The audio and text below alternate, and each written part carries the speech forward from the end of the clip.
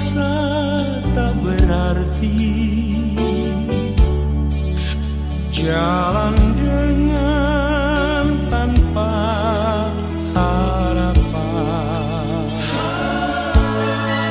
lalu tangan yang berlubang paku menjamah jadi hidup baru, dan kayu yang kasar mengubahkan jalan hidup yang penuh kegagalan.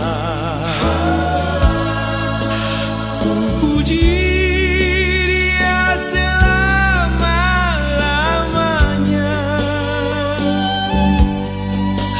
sebab salib mengubah hidupku, dan ku yakin darah Yesus yang suci sudah mengalir di Kalvari.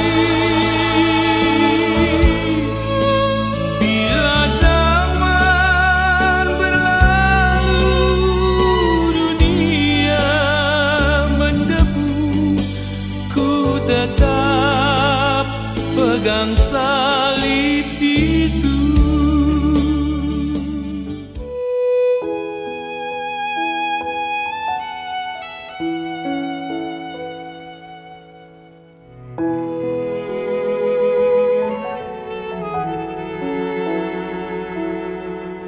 Dalam segala keadaan, waktu berlimpah maupun kurang, tetap Yesus yang mempesona hatiku. Dia beri damai dan kesempatan baru di setiap musim kehidupan. Waktu ku kuat maupun lemah, tetap Yesus yang mempesona hatiku. Dia beri hidup dan kesempatan baru. Sekali Yesus, selamanya Yesus. Harapanku tak akan hilang, karena kasih-Nya sekarang ku ada. Oh Yesusku, ku cinta Kau selamanya.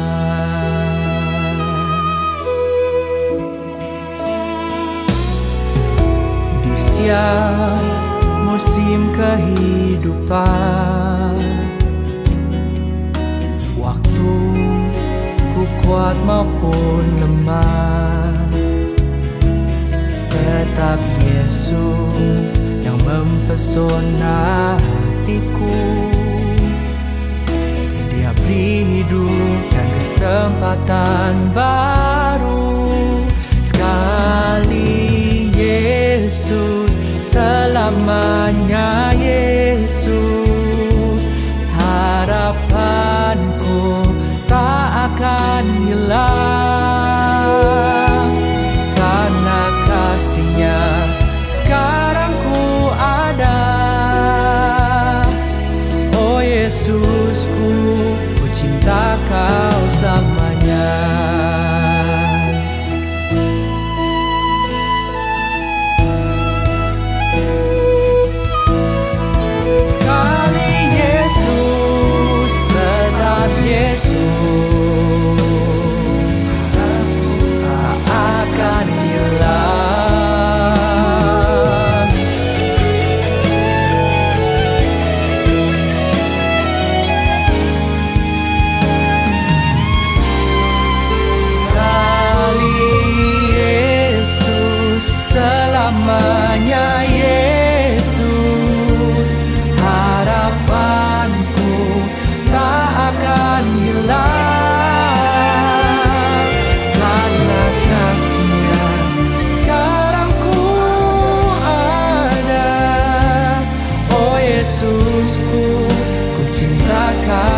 selamanya. Karena kasih-Nya sekarang ku ada. Oh Yesusku, ku cinta Kau selamanya.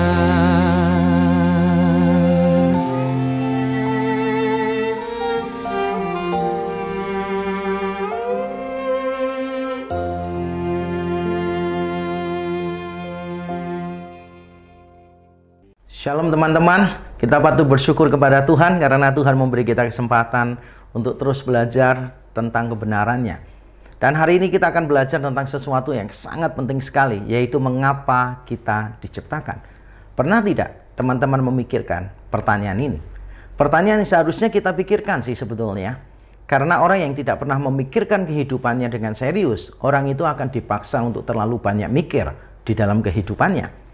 Dan ada seorang filsuf yang terkenal yang bernama Socrates yang pernah mengatakan bahwa an unexamined life is not worth living. Yang artinya kehidupan yang tidak pernah diuji sebetulnya tidak layak untuk dihidupi. Nah, bagaimana dengan kita? Apakah kita pernah memikirkan pertanyaan ini? Karena bagaimana kita hidup? Bagaimana kita menentukan ini berarti dan tidak berarti, ini penting dan tidak penting? Semuanya ditentukan oleh jawaban kita terhadap pertanyaan tadi. Untuk apakah kita diciptakan? Jadi hari ini kita memberanikan diri untuk mempertanyakan sebuah pertanyaan yang mungkin akan menjadi the biggest question in our life. The most important question in my life and yours.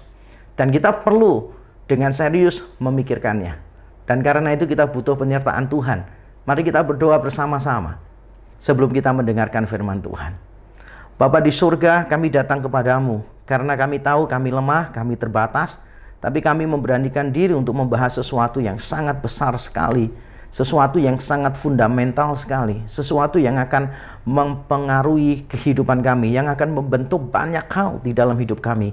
Apa yang kami anggap penting, ambisi kami, cita-cita kami, semua yang ada pada kami ditentukan oleh jawaban terhadap pertanyaan ini, yaitu untuk apa kami diciptakan, untuk apa kami ada di dalam dunia ini. Kami berdoa kiranya Roh-Mu yang kudus menerangi hati kami dan pikiran kami, supaya kami lebih terbuka terhadap firman-Mu, gampang dibentuk menerima firman-Mu dengan lemah lembut, dan lebih daripada semuanya itu, kiranya firman-Mu benar-benar membawa kami kepada kehendak-Mu yang sempurna ya Tuhan.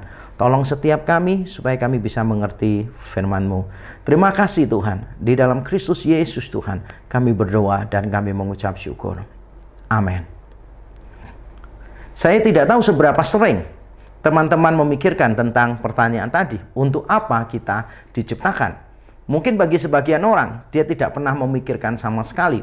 Tetapi bagi yang tidak pernah memikirkan sama sekali, saya yakin suatu kelak, kita pasti akan dipaksa untuk memikirkannya. Terutama ketika kita ada di tempat yang paling bawah dan di tempat yang paling atas. Ketika kita ada di tempat yang paling bawah, kita bertanya-tanya, untuk apa kita hidup kalau cuma menderita semacam ini? Untuk apa kita hidup kalau hidup kita dipenuhi dengan berbagai macam kesusahan? Untuk apa kita hidup? Di tanggal tua, ketika kita nembak cewek ditolak misalnya, ketika kita berharap banyak pada seorang cowok, ternyata harapan kita pupus di tengah jalan, cinta bertepuk sebelah tangan, ketika ambisi kita akhirnya porak-poranda di tengah jalan, ketika kita benar-benar dalam keadaan yang terpuruk, maka kita bertanya-tanya, untuk apa kita hidup?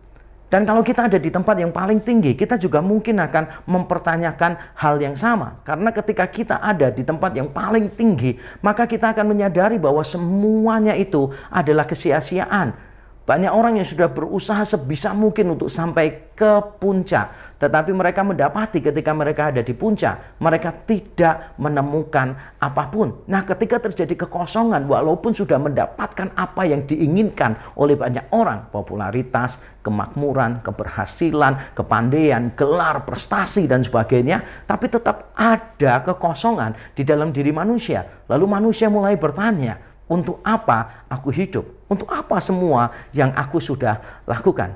Jadi bagi teman-teman yang belum pernah mempertanyakan, saya pastikan suatu kelak teman-teman pasti akan mempertanyakannya. Karena itu ada baiknya bagi kita untuk mempertanyakan dari sekarang.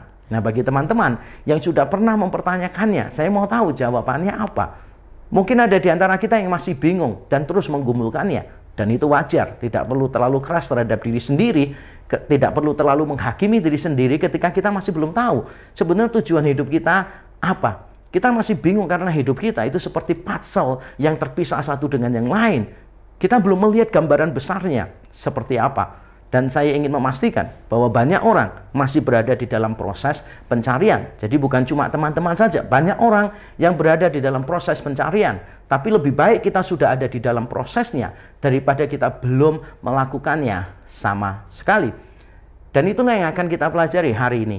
Untuk apa kita diciptakan? Nah, terlepas bagaimana keadaan kita, latar belakang kita. Mungkin kita orang yang pandai, orang yang bodoh, orang yang kaya, orang yang miskin, orang yang tua, orang yang muda, kita semua memiliki pertanyaan tentang untuk apa kita diciptakan. Dan pertanyaan ini sebetulnya sudah dipikirkan sejak lama oleh mereka yang sangat pandai sekali yang kita kenal dengan nama para filsuf. Sejak kuno para filsuf mulai menggumulkan pertanyaan ini dan sampai sekarang pun beberapa masih terus mempertanyakannya. Kalau boleh, saya mengkalimatkan dan mengutip dari sebuah pertanyaan yang sangat terkenal sekali, yang sering didiskusikan di dalam filsafat. Kita bertanya, why is there something rather than nothing? Why is there something rather than nothing? Mengapa ada sesuatu dan bukannya tidak ada? Mengapa ada segala sesuatu? Itu pertanyaan yang penting sekali. Mungkin bagi kita, pertanyaan ini tidak penting. Tapi coba renungkan sebentar, teman-teman.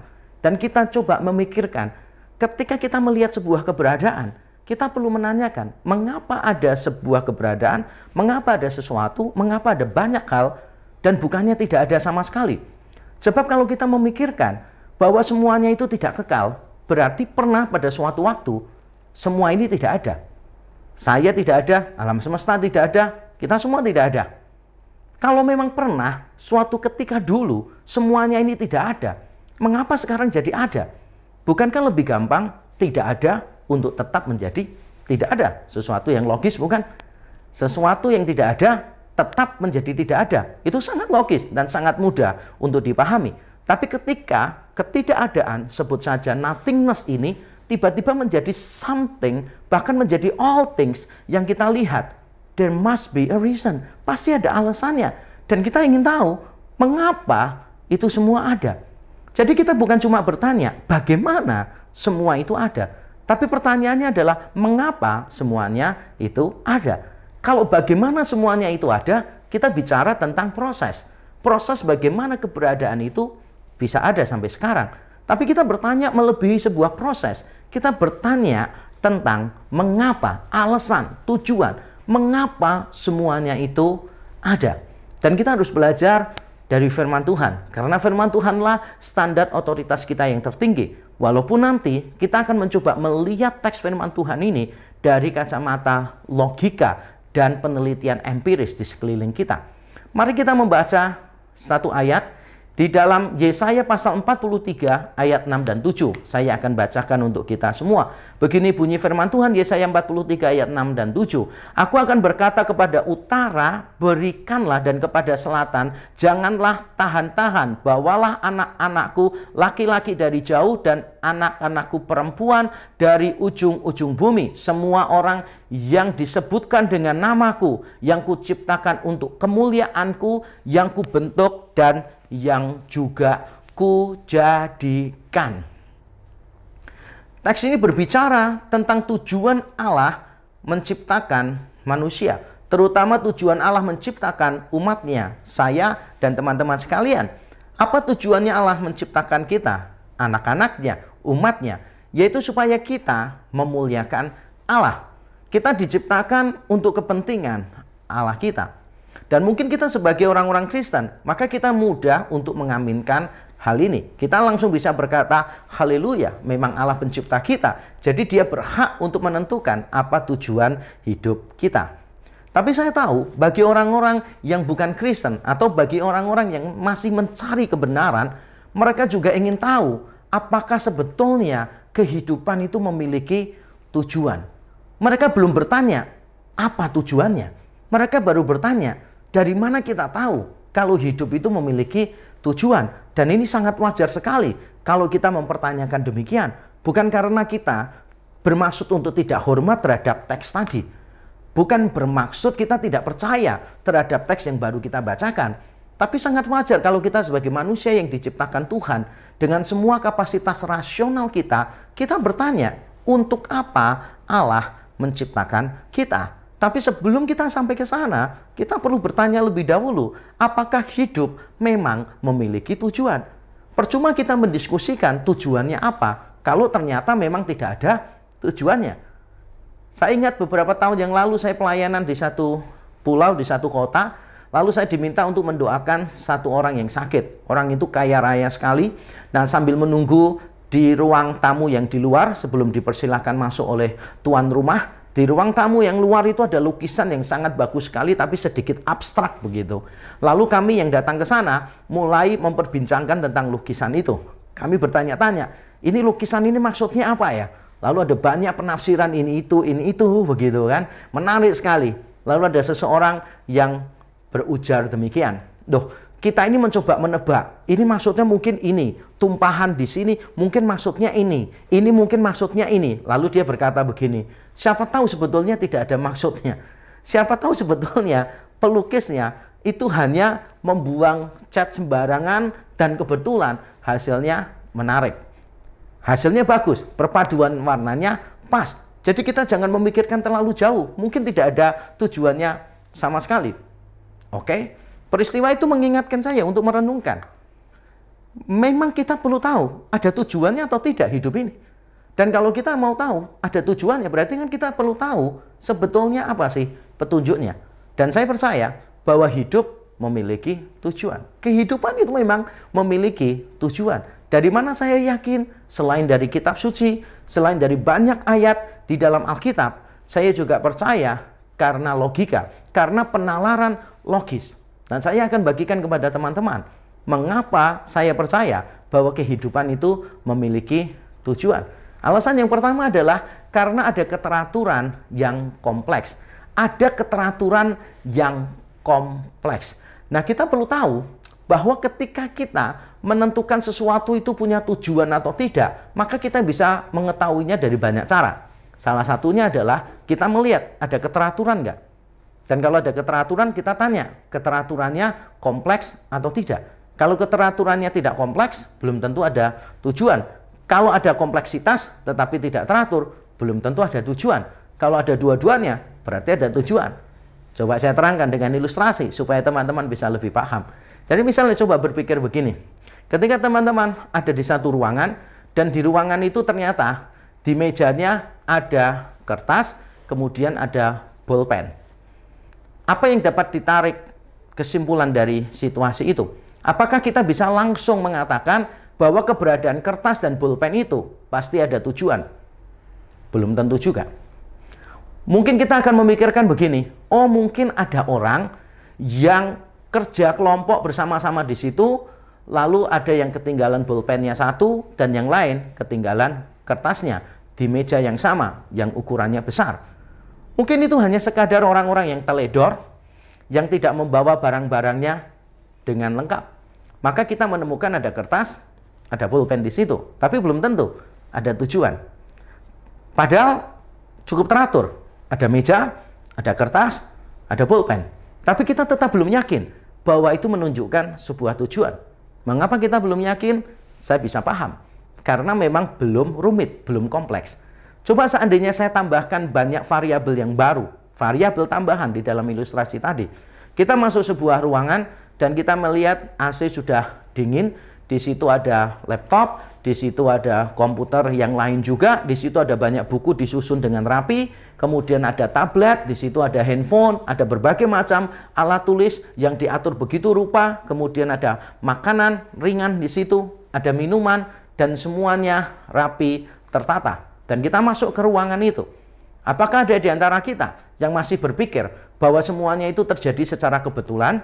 Ada orang yang lalai meletakkan barang-barangnya, tapi dalam kondisi yang sangat rapi. Ada orang yang lalai tidak mematikan AC ruangan itu? Tentu saja tidak. Hanya orang yang bebal, yang konyol, yang mungkin akan terus menganggap tidak ada tujuan. Karena variabelnya banyak, kompleks. Dan di dalam variabel itu kita melihat keteraturan, semuanya diatur dengan begitu baik. Tapi kalau ada kompleksitas tanpa keteraturan, belum tentu ada tujuan. Kalau tidak percaya, coba pergilah ke tempat sampah, ke tempat pembuangan sampah. Saudara akan melihat banyak sekali barang di sana. Teman-teman akan menemukan kerumitan, kompleksitas yang luar biasa di sana. Pertanyaannya, apakah itu ada tujuannya? Diatur demikian? Tidak ada tujuannya. Para tukang sampah ya asal lempar saja, pokoknya berada di dalam satu tempat. Jadi kalau sesuatu yang kompleks, belum tentu ada tujuannya. Sesuatu yang teratur, belum tentu ada tujuannya. Tetapi begitu keteraturan dan kerumitan berkumpul menjadi satu, maka di situ kita tahu ada tujuannya. Dan tahukah teman-teman bahwa alam semesta ini memiliki begitu banyak variabel yang dibutuhkan dengan kadar tertentu, dengan komposisi tertentu, dengan posisi tertentu, supaya memungkinkan terjadinya kehidupan, atau dalam istilah ilmiah disebut fine-tuning universe. Alam semesta yang benar-benar sudah diatur sedemikian rupa. Kalau satu variabel hilang, maka semuanya jadi runtuh. Kalau satu variabel berubah sedikit tingkatannya atau posisinya, maka semuanya bisa hancur berantakan. Nah, melihat semua kerumitan dan keteraturan yang ada, masihkah kita menganggap bahwa hidup tidak ada tujuan? Masihkah kita menganggap bahwa alam semesta ini hanya ada dengan sendirinya dan tidak punya tujuan apa-apa? Lihat tubuh kita. Sistem DNA di dalam tubuh kita begitu menakjubkan. Para ilmuwan, baik yang ateis, yang tidak percaya Tuhan, maupun yang percaya Tuhan, mereka sepakat bahwa komposisi DNA di tubuh manusia begitu mengagumkan. Bukan hanya cuma ada pola, tetapi mereka percaya ada informasi, dalam tanda kutip, ada semacam komunikasi di antara DNA. Bukan komunikasi seperti yang kita pikirkan, tapi itu lebih dari sekadar pola-pola puzzle yang saling menyambung. Tetapi ada respon, ada reaksi satu dengan yang lain yang begitu menakjubkan. Dan data ini diakui oleh orang-orang ateis seperti Richard Dawkins. Dia juga percaya, walaupun dia ahli biologi yang ateis, dia percaya dengan tubuh manusia semacam itu. Cuma dia mengusulkan teori lain yang tidak menyertakan Allah di dalamnya. Tapi kita percaya bahwa di balik keteraturan yang kompleks ini ada sebuah tujuan. Jadi kita perlu tahu apa sih tujuannya. Tapi sebelum sampai ke sana, masih ada satu lagi alasan mengapa kita yakin bahwa hidup memiliki tujuan, yaitu ada pencarian makna yang sangat dalam. Ada pencarian makna yang sangat dalam. Semua orang itu berusaha untuk mencari significance, mencari nilai penting dirinya apa. Semua manusia, kalau dalam bahasa Jerman itu namanya Angst. Itu kita ada semacam kayak kesunyian semesta, pencarian signifikansi. Kita merasa bahwa kalau hidup ini cuma begini saja, tidak ada artinya apa-apa, maka kita ini hanyalah sebutir debu di antara alam semesta yang begitu besar dan terus mengembang. Kita tidak ada artinya apa-apa. Tapi saya yakin kita tidak mau percaya itu.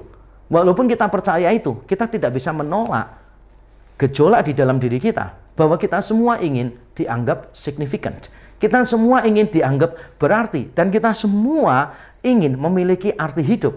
Bahkan mereka yang tidak percaya ada arti di dalam hidup ini, yang dikenal dengan nama nihilism. Nihilism ini dipakai dalam banyak konteks. Salah satunya adalah orang-orang yang mempercayai bahwa kehidupan ini tidak ada artinya. Dan menariknya adalah mereka berusaha mati-matian untuk membuktikan bahwa hidup tidak ada artinya. Seolah-olah pembuktian itu adalah sesuatu yang berarti. Menarik sekali. Saya pernah berjumpa dengan orang yang berkata seperti itu. Dia email kepada saya dan dia mengatakan, bagiku hidup tidak ada artinya sama sekali. Kemudian saya bilang, ya sudah kalau gitu. Tapi saya ingin berdiskusi. Saya katakan, nggak ada gunanya diskusi. Kalau hidup saja tidak ada artinya, berarti semua diskusi juga tidak ada artinya. Untuk apa kamu mengajak diskusi? Lalu dia berusaha sebisa mungkin untuk memberikan pembenaran bahwa hidup itu tidak punya arti. Dan ini menarik sekali. Dan saya mengatakan kepada dia, bahwa kalau kamu berusaha mati-matian untuk menunjukkan bahwa hidup itu tidak berarti, berarti sebetulnya kamu tuh mengakui ada sesuatu yang berarti di dalam hidup ini.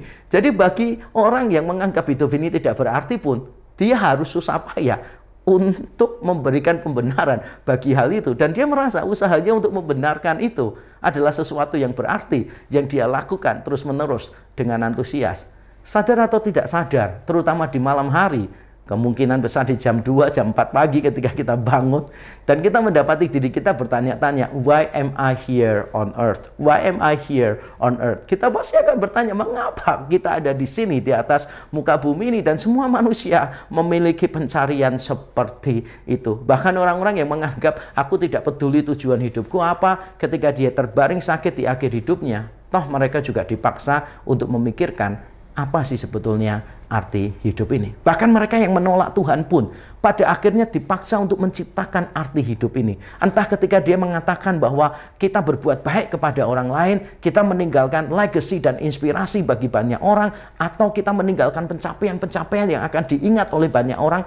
Apapun arti hidup yang mereka berikan, bahkan oleh mereka yang tidak percaya Tuhan, sebetulnya itu semakin meyakinkan bahwa hidup memang memiliki tujuan. Semua manusia tidak bisa lepas dari pertanyaan ini. Apakah hidup memiliki tujuan? Dan kita sudah bahas hidup memiliki tujuan.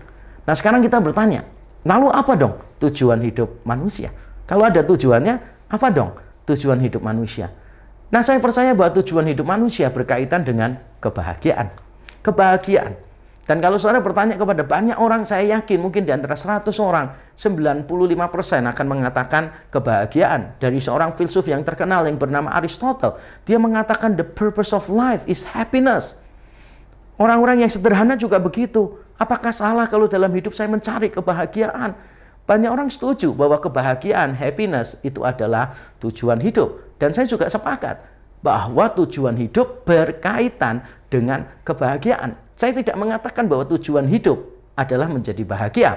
Saya mengatakan bahwa tujuan hidup berkaitan dengan kebahagiaan. Dan Alkitab juga tidak menentang kita untuk berbahagia. Jelas Allah menciptakan manusia supaya manusia juga bisa merasakan yang baik. Paulus mengatakan semua yang baik diciptakan Tuhan supaya kita menikmatinya. Jadi supaya manusia bahagia, tidak ada yang salah dengan itu. Tapi pertanyaannya adalah bagaimana kita memandang kebahagiaan? Seorang yang bernama Greg Laurie, dia mengatakan bahwa the search for happiness is the cause of unhappiness. Pencarian kebahagiaan adalah penyebab ketidakbahagiaan. Mengapa banyak orang tidak bahagia? Karena mereka mencari kebahagiaan. Bagaimana kita bisa membetulkan pernyataan ini yang kelihatannya saling bertolak belakang? Sebetulnya tidak bertolak belakang. Greg Laurie mengatakan demikian, bahwa kebahagiaan itu bukan sesuatu yang kita cari, tetapi hasil dari menemukan sesuatu yang lain. Kebahagiaan itu bukan sesuatu yang kita cari, tapi hasil dari menemukan sesuatu yang lain. Jadi kalau kita dalam hidup ini mencari kebahagiaan, maka kita pasti akan berakhir dengan ketidakbahagiaan. Karena kebahagiaan, sekali lagi, bukan sesuatu yang kita cari, tetapi hasil dari menemukan sesuatu yang lain. Karena itu kita perlu melangkah lebih jauh lagi dari sekadar kebahagiaan. Kita perlu bertanya, apa sih sebetulnya kebahagiaan itu? Kebahagiaan itu berkaitan dengan apa di dalam hidup kita? Jangan sampai kita berpikir bahwa memperoleh popularitas akan membawa kita kebahagiaan yang penuh dalam hidup. Karena banyak orang terkenal akhirnya kecewa dan bunuh diri. Kekayaan juga sama, banyak orang kaya bunuh diri, stres, depresi di dalam hidupnya. Maka kita perlu bertanya, tidak perlu berhenti dan jangan berhenti pada kebahagiaan. Tujuan hidup berkaitan dengan kebahagiaan. Tapi saya juga percaya tujuan hidup manusia berkaitan dengan hal yang non-material dan personal. Berkaitan dengan hal yang non-material dan personal. Banyak orang berkata bahwa dia akan bahagia kalau dia hidupnya penuh dengan kekayaan. Dan orang banyak mengulanginya lagi karena tuntutan di sekitar kita. Banyak orang mengatakan ketika melihat orang yang punya segala-galanya, naik mobil yang mahal, dia punya semua yang diimpikan manusia, punya rumah yang mewah, banyak aset di mana-mana. Orang mengatakan, lihat tuh, hidupnya begitu bahagia. Tapi sebetulnya kalau kita mau melihat lebih ke dalam, maka kita tahu kok sebetulnya pandangan-pandangan semacam itu adalah pandangan-pandangan yang tidak benar. Karena yang memberi kebahagiaan itu bukan uang. Dan saya mengatakan ini bukan sebagai seorang Kristen. Saya mengatakan ini bukan sebagai seorang hamba Tuhan. Saya mengatakan ini sebagai seorang pengamat kehidupan yang logis, yang menggunakan rasio saya untuk mengamatinya. Coba saudara pikir, mengapa orang bahagia ketika memiliki kekayaan yang banyak? Mengapa mereka merasa bahagia memiliki kekayaan yang banyak? Jelas bukan karena kekayaan itu yang membuat mereka bahagia. Bukan. Karena dengan kekayaan itu, mereka memperoleh banyak hal yang non-material. Mereka mendapatkan rasa aman dalam tanda kutip. Kalau punya duit yang banyak, berarti masa tuanya akan terjamin. Jadi uang itu sebetulnya tidak penting. Uang itu adalah sarana untuk mendapatkan yang non-material. Atau dengan kekayaan yang banyak, mereka mendapatkan pujian, pengakuan dari orang lain. Jadi sebetulnya uang itu tidak penting. Uang adalah alat. Begitu pula dengan barang yang lain yang sifatnya material. Saya sering menggunakan ilustrasi ini. Seandainya seorang wanita diberi dua pilihan. Satu, dia diberi tas seharga 3 juta dan boleh dipakai semaunya. Yang kedua, diberi tas 400 juta. Tetapi dengan syarat tidak boleh ada orang yang tahu dan tidak boleh dipakai kalau ada orang lain dan tidak boleh dijual. Kira-kira si wanita ini akan memilih tas yang mana? Jawabannya gampang sekali, karena saya sudah menanyakan kepada banyak orang di berbagai forum dan jawabannya selalu sama. Mereka akan memilih tas yang pertama. Kenapa memilih tas yang pertama? Karena mereka sadar bahwa kalau tas kedua walaupun harganya mahal, walaupun merek terkenal, tapi kalau tidak ada orang yang boleh tahu dan tidak boleh dipakai kalau ada orang lain dan tidak boleh dijual, untuk apa barang semahal itu? Yang paling penting itu bukan price, tetapi value.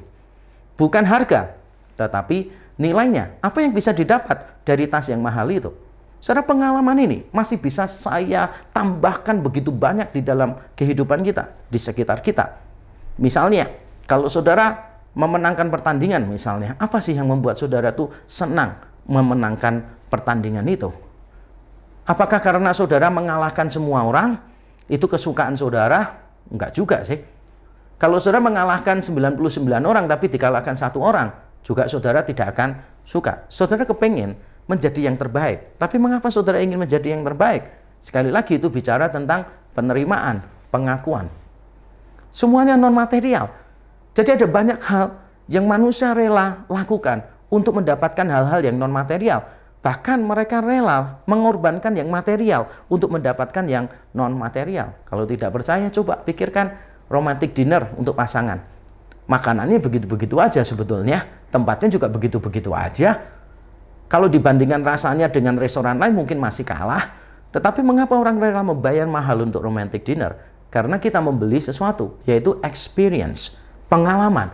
Kita membeli kesan, impression. Dan bukankah semuanya ini sifatnya adalah non-material? Saudara pergi jauh-jauh liburan mengeluarkan banyak uang hanya untuk melihat pegunungan, hanya untuk merasakan ombak, hanya untuk berfoto di depan sebuah gunung yang megah, air terjun yang bagus. Cuma itu saja. Saudara tidak membawa pulang apa-apa, tapi saudara membawa kenangan, good memory. Saudara membawa hal-hal yang indah, memperluas wawasan saudara. Dan bukankah semua itu juga kembalinya adalah non-material?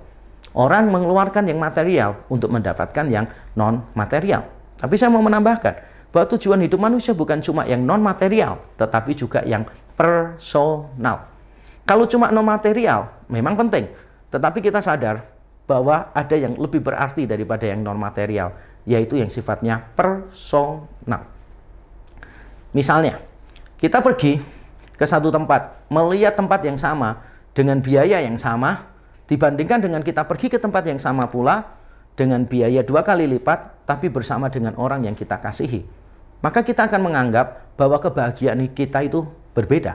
Pergi dengan orang yang kita kasihi, memberikan nilai yang lebih bagi kita. Saya tahu persis itu, karena saya tidak suka traveling, kecuali dengan keluarga saya. Seindah apapun satu tempat di luar negeri, waktu saya khotbah di sana, saya hampir tidak pernah mau untuk diajak pergi ke sana. Karena bagi saya yang tidak suka traveling, tempat-tempat itu meaningless sama sekali. Nggak ada gunanya sama sekali. Saya nggak perlu punya pengalaman eksplorasi tempat-tempat yang baru. Tapi begitu ada keluarga saya, maka saya mau untuk pergi ke sana. Kenapa? Bukan karena saya mau melihat tempatnya, tapi saya menghargai togetherness, kebersamaan dengan keluarga saya sebagai sesuatu yang lebih bermakna daripada kesenangan secara pribadi. Dan itulah hidup kita. Sekali lagi saya masih bisa menambahkan banyak contoh tentang hal ini, tapi saya yakin kita juga akan setuju. Teman-teman pasti akan setuju bahwa kebahagiaan kita bukan cuma berkaitan dengan hal-hal yang non-material, tetapi berkaitan dengan hal-hal yang sifatnya personal. Yang sifatnya personal, dengan orang yang dekat dengan kita, dengan orang yang mengasihi kita, dengan orang-orang yang ada di dalam hati kita. Having said that, sekarang kita akan menutup dengan sebuah pertanyaan. Lalu apa tujuan hidup manusia. Kalau berkaitan dengan kebahagiaan, berkaitan dengan yang non-material, dan berkaitan dengan yang personal, apa tujuan hidup manusia? Jawabannya yang paling tepat, seperti yang tadi kita sudah lihat di dalam teks kita, dalam kitab Yesaya tadi, yaitu untuk memuliakan Allah. Dan di dalam memuliakan Allah, kita menemukan kebahagiaan kita yang sejati. Katekismus Westminster, pertanyaan yang pertama adalah, what is the chief end of man? Apa itu tujuan ultimat manusia? Tujuan utama manusia itu apa? Jawabannya adalah, that is to glorify God and to enjoy Him forever. To glorify God and to enjoy Him forever. Untuk memuliakan Allah dan untuk menikmati Dia selama-lamanya. Tuhan tidak anti dengan kebahagiaan, tapi Tuhan sekaligus ingin memberitahu bagaimana cara kita untuk mendapatkan kebahagiaan. Makanya Tuhan tadi mengajarkan bahwa kita harus memuliakan Dia supaya kita bisa menikmati Dia selama-lamanya. Ada banyak orang yang mencari kebahagiaan dan sadar bahwa tujuan hidup berkaitan dengan kebahagiaan, dan itu tidak salah. Tapi pastikan bahwa kita mencarinya dengan cara yang benar. Kebahagiaan bukan sesuatu yang kita cari, tetapi hasil dari menemukan sesuatu yang lain. Dan katekismus yang tadi kita sudah baca memberitahukan kepada kita bahwa ketika kita mencari Allah, memuliakan Allah, menemukan seseorang, maka hasilnya adalah kebahagiaan, kenikmatan yang Allah berikan kepada kita. Jangan percaya bahwa kebahagiaan didapat dengan memiliki popularitas, prestasi, kekayaan, dan semuanya itu. Karena pada akhirnya semua itu akan dilupakan oleh orang. Semua yang hanya bersifat sementara, yang bersifat material, akan ditinggalkan oleh orang. Karena deep down in our heart, kita ini sebetulnya sadar bahwa tujuan hidup berkaitan dengan hal-hal yang non-material dan yang personal. Kita ada bukan untuk mencari kebahagiaan, tapi kebahagiaan adalah hasil dari menemukan sesuatu yang lain. Dan Allah sudah mengajarkan kepada kita, yaitu dengan memuliakan Dia. Karena Dia yang menciptakan kita. Sangat wajar kalau Dia yang menentukan tujuan hidup kita. Kalau kita tidak mencapai tujuan seperti yang ditetapkan oleh pencipta kita, maka dalam diri kita akan terus ada kekosongan. Sebuah piano bisa dipakai untuk memainkan nada-nada yang indah, dan memang untuk itu dia diciptakan. Piano juga bisa dipakai untuk membakar jagung, tapi kita tahu bersama, ketika kita melihat ada piano yang dipakai hanya untuk membakar jagung, dijadikan kayu bakar, maka kita merasa ada sesuatu yang tidak benar, ada sesuatu yang rendah di sana, ada sesuatu yang tidak tergenapi di sana, ada sesuatu yang tidak fulfill di situ. Karena memang piano diciptakan untuk melahirkan nada-nada yang indah di tangan pianisnya. Saudara, kita semua harus tahu, selama kita tidak hidup sesuai dengan tujuan hidup kita masing-masing, maka kita akan selalu merasakan kekosongan. Dan kita bersyukur Allah di dalam Kristus Yesus sudah mengarahkan kita kepada tujuannya, memampukan kita, membuka pikiran kita, supaya kita mengerti untuk apa kita ada, dan sekaligus menolong kita, membebaskan kita dari kungkungan dosa, dari belenggu dosa, dari kuasa dosa, supaya kita benar-benar bisa mencari tujuan hidup kita di dalam Allah. Nah, apa tujuan hidup saudara? Saya sungguh berdoa, semoga setelah mendengarkan khotbah ini, teman-teman benar-benar terusik, benar-benar hatinya terusik dan mulai mencari tahu apa tujuan hidup teman-teman sekalian. Dan kiranya ini menjadi titik balik, atau bagi sebagian orang menjadi titik awal bagi kita, supaya kita sungguh-sungguh serius memikirkan hidup kita. Ingat, orang yang tidak pernah memikirkan hidupnya dengan serius akan dipaksa untuk terlalu banyak mikir di dalam kehidupannya. Sebaliknya, kalau saudara tahu apa tujuan hidupmu, maka hidup akan menjadi sesuatu yang lebih mudah bagi saudara. Ada banyak hal yang sebetulnya mudah karena kita tahu apa yang penting, apa yang tidak penting, apa yang bermakna, apa yang tidak bermakna. Dan itu dimulai dengan kemampuan kita menjawab satu pertanyaan, apa tujuan hidup kita? Apa sih tujuan hidup kita? Dan kita bersyukur tujuannya kita sudah tahu, yaitu untuk memuliakan Tuhan dan menikmati Dia selama-lamanya. Mari kita tunduk kepala, kita berdoa. Bapa di surga, kami datang kepadamu bersyukur untuk firman-Mu. Kiranya melalui firman-Mu ini Roh Kudus terus mengusik kami semua, supaya kami memikirkan, merenungkan tujuan hidup kami yang sebenarnya. Yang kami percaya hidup kami sudah ditebus oleh Kristus, diarahkan untuk kemuliaan Allah, dan disitulah kami akan mendapatkan kenikmatan, enjoyment, joy yang sejati, happiness yang sejati. Kami berdoa ya Tuhan, kiranya Tuhan sungguh menolong kami untuk melihat keutamaan Allah di dalam hidup kami, untuk melihat keberhargaan Kristus di dalam hidup kami, sehingga kami bisa menyampaikan segala sesuatu yang selama ini dianggap sebagai tujuan hidup manusia yang bisa membawa kebahagiaan, tapi pada akhirnya semua yang sudah ada di puncak juga tetap merasa kecewa, bahkan putus asa. Hanya di dalam Engkaulah kami menemukan tujuan hidup yang sejati. Kiranya Engkau terus menolong kami untuk hidup sesuai dengan tujuan-Mu. Dalam Kristus Yesus kami berdoa dan bersyukur. Amin. Semuanya bertepuk tangan, come on. Mari nyanyikan bersama-sama, come on. Kau satu penuh kasih, dua penuh hikmat, tiga penuh kuasa. Kau mulia, kau ada waktu suka, ada waktu duka. Kau setia dan selalu bersamaku. Kau membuatku tersenyum, membuatku tertawa, membuatku bahagia. Yesus, Kaulah sahabat, selalu hadir setiap saat. Hatiku bergembira bersamamu, Yesusku. Kanan kiri ke depan, mari semua bergoyang, menari bergembira, sukacitaku dalam Kristus. Kau satu penuh kasih, dua penuh hikmat, tiga penuh kuasa. Kau mulia, kau ada waktu suka, ada waktu duka. Kau setia dan selalu bersamaku. Kau membuatku tersenyum, membuatku tertawa, membuatku bahagia. Yesus, Kaulah sahabat, selalu hadir setiap saat. Hatiku bergembira bersamamu, Yesusku. Kanan kiri ke depan, mari semua bergoyang, menari bergembira, sukacitaku dalam Kristus.